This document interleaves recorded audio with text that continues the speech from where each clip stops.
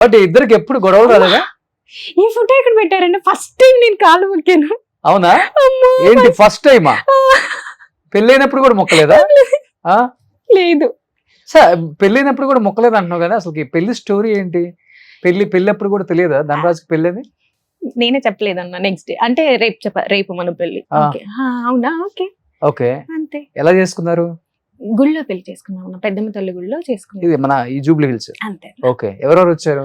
ఎవ్వరు లేరన్నా. ఒక అబ్బాయి ఉన్నాడు. ఆ. తన ఫ్రెండ్, తన పేరు సంథింగ్ రవియో ఏమో. అంతే మీ ఇద్దరం. ఎవ్వరు లేరన్న. మీ ఇద్దరే? మీ ఇద్దరమే.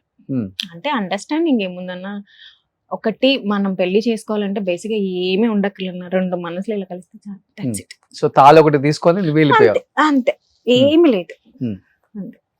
అసలు పెళ్లి బట్టలు ఏమీ లేవన్నా. మాల్ నార్మల్ డ్రెస్సుల్లో చేస్తున్నారు. అంతే. ఏమీ లేదు. పూజారి ఉన్నాడా? నో. ఆ? నో పూజారి. ఎక్కడ చేసుకున్నారు మరి? బయటనే పెద్ద ముగ్గులు బయట. అది అంటే అప్పుడు మనకు తెలియదు కదా, తను చిన్నవాడు నేను చిన్నవాడిని. అయిపోయిన అలాగా. ఎందుకు? ఏ అకేషన్ అది?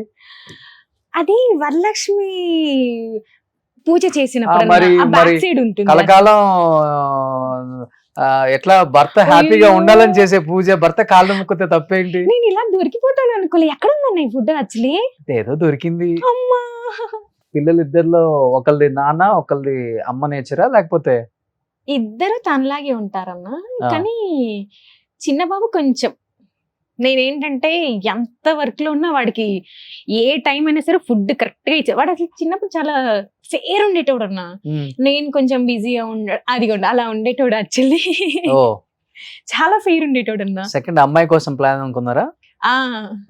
చాలా బాగుండేవాడు అన్న. కానీ కొంచెం ఎవరి టైంలో వాళ్ళు బిజీ అవడం, ఆడ బక్కగా ఉండేవాడు అన్న. నేనే కొంచెం అది పెట్టి ఇది పెట్టి కొంచెం బుద్ధిగా తయారు చేశాను. ఇప్పుడు బొద్దుగా ఉన్నాడు కదా? చాలా బుద్ధిగా. అవును. పెద్దోడు బక్కగానే ఉన్నాడు అనుకుంటా కదా? వాడు ఇంకా సేమ్ వాళ్ళ ఫాదర్. ఇంకా వాళ్ళ ఫాదరే.